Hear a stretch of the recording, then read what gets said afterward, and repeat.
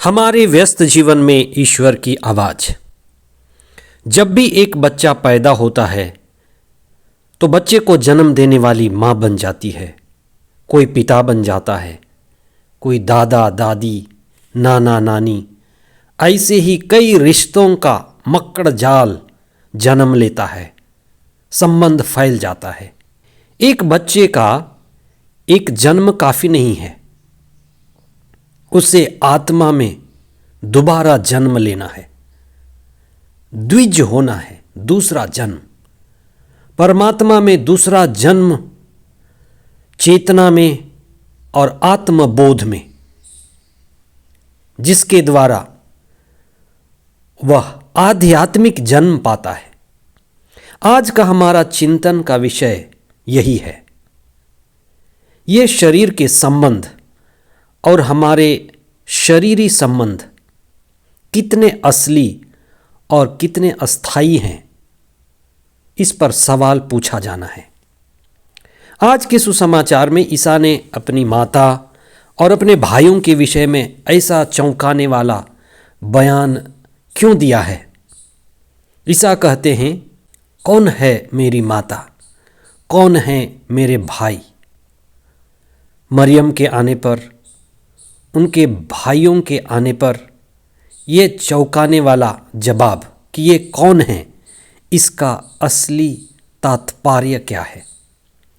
तीसरा सामान्य सप्ताह 24 जनवरी 2023 मंगलवार। पहला पाठ इब्रानियों के नाम पत्र अध्याय 10 पद संख्याएं 1 से 10 तक और संत मार्कुस का सुसमाचार अध्याय 3 पद संख्याएं 31 से 35 तक।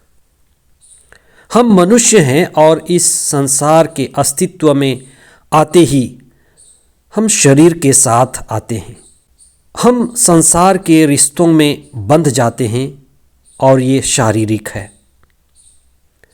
शरीर संसार यानी प्रकृति, परिवार और समाज से जुड़ा हुआ है। अतः हमें एक पारिवारिक एवं सामाजिक व्यक्ति के रूप में जाना जाता है और ये हमें सीमित पहचान देती है। इस सीमित पहचान के अंदर हमारा नाम आता है, माता पिता के साथ हमारा संबंध, हमारा जन्म स्थान, हमारा लिंग और इसी से जुड़ी हुई सांसारिक सीमित पहचान होती है, शरीर की पहचान, जो शरीर और शारीरिक है तथा मानसिक गुणों व लक्षणों पर भी आधारित है। इस सीमित पहचान का आधार शारीरिक रिश्ता और संसार से है। जब ईसा अपने रिश्ते और अपने असली पहचान की बात करते हैं, तब वे आत्मा के स्तर पर, ऊंची चेतना के स्तर पर और गहरे आत्मबोध के दृष्टिकोण से ये बातें कहते हैं। उनकी ऊंचाई अलग है। वे चेतना की सबसे ऊंची तल पर की बातें कहते हैं। इसलिए जब भी धर्म ग्रंथ बाइबल कुछ बात कहती है, चेतना के स्तर की कहती है, आत्मबोध के स्तर की कहती है। कौन है मेरी माता, कौन है मेरे भाई? यह ईसा के मुक्तिदाता और ईश्वर के पुत्र होने के दृष्टिकोण से कही गई है। ईसा की चेतना, उनका दृष्टिकोण ईश्वर पुत्र, जैसे पिता ईश्वर ने बपतिस्मा में कहा था, रूपांतरण के समय कहा था कि तू मेरा प्रिय पुत्र है। ईश्वर का प्रिय पुत्र होना, ये ईसा की असली पहचान है। इसलिए धर्म ग्रंथ बाइबल इस बात को प्रकाशित करती है, हमारे सामने लाती है कि ईसा ईश्वर के पुत्र हैं और वही हम भी हैं।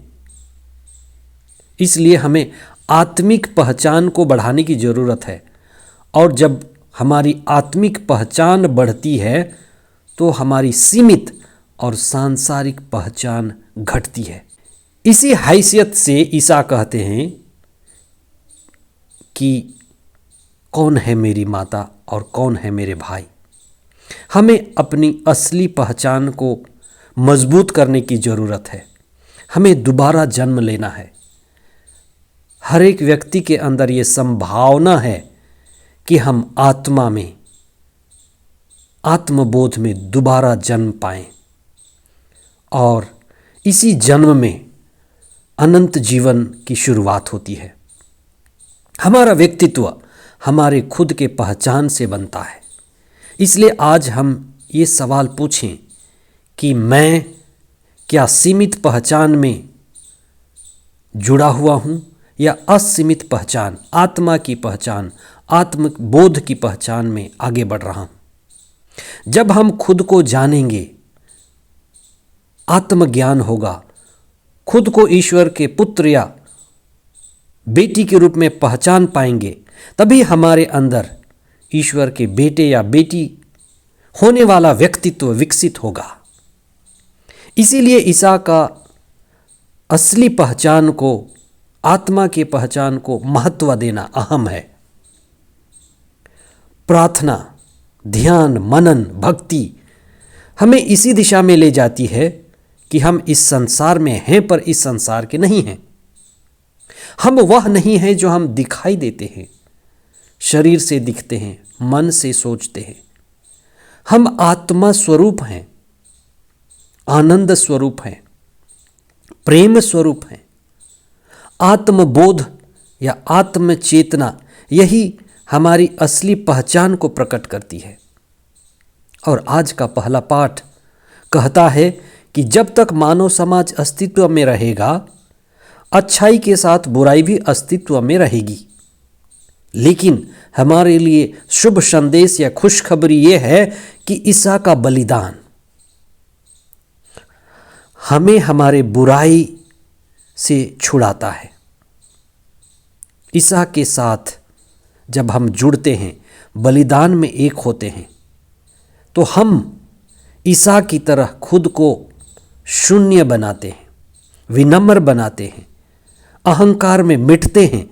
और जब जब हम अहंकार में मिटते हैं, ईसा के बलिदान के सहभागी होते हैं, और जब हम ईश्वर से जुड़ते हैं, तो हम आत्मा में, चेतना में ऊपर उठते हैं।